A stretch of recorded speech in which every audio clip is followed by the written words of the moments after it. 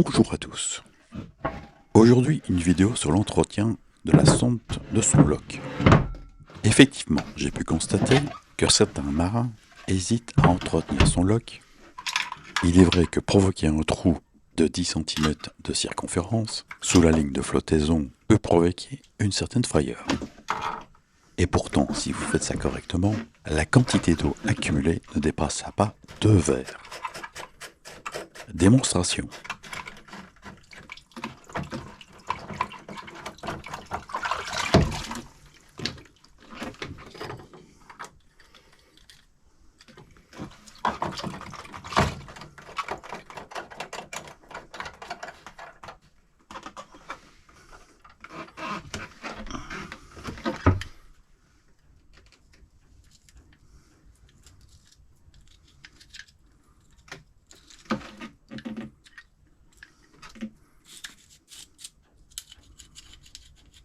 Voilà le travail.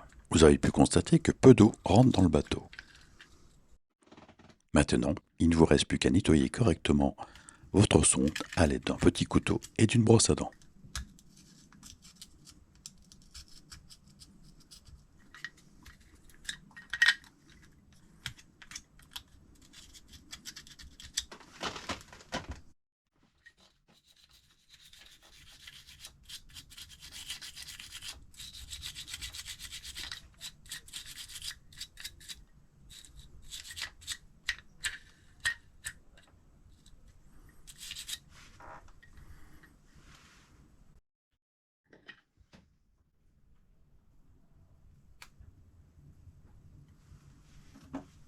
Je termine mon nettoyage en appliquant un peu de graisse de silicone sur le rouet et son axe.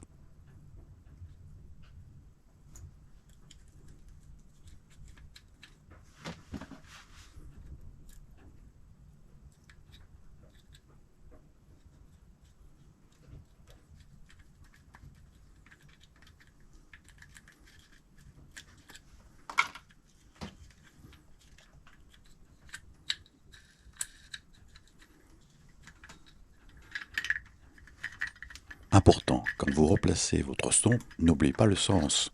Il y a une flèche qui vous l'indique.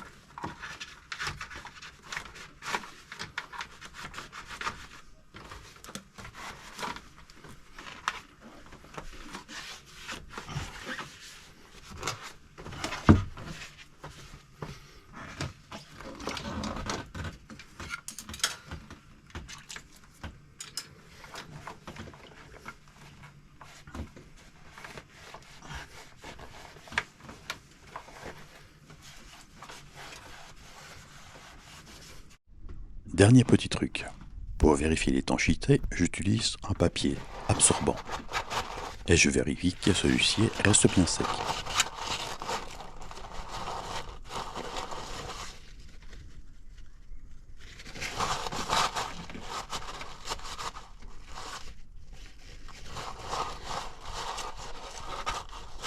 Savez-vous pourquoi on appelle cet instrument un loch?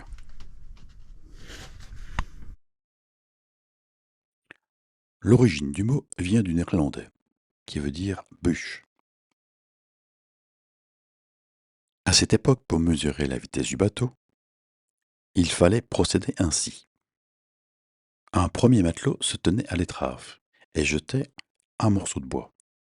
Quand celui-ci se trouvait à la hauteur de la poupe, ça donnait une mesure, l'équivalent de la longueur du bateau. Puis on répétait l'opération pendant le temps d'un sablier complet. 6, monsieur.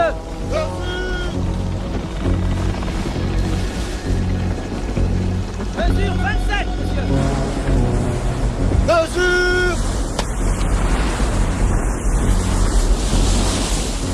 Mesure 28, monsieur.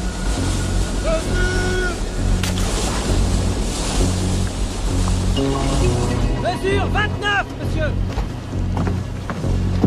629. 629. 629, monsieur. Je sais.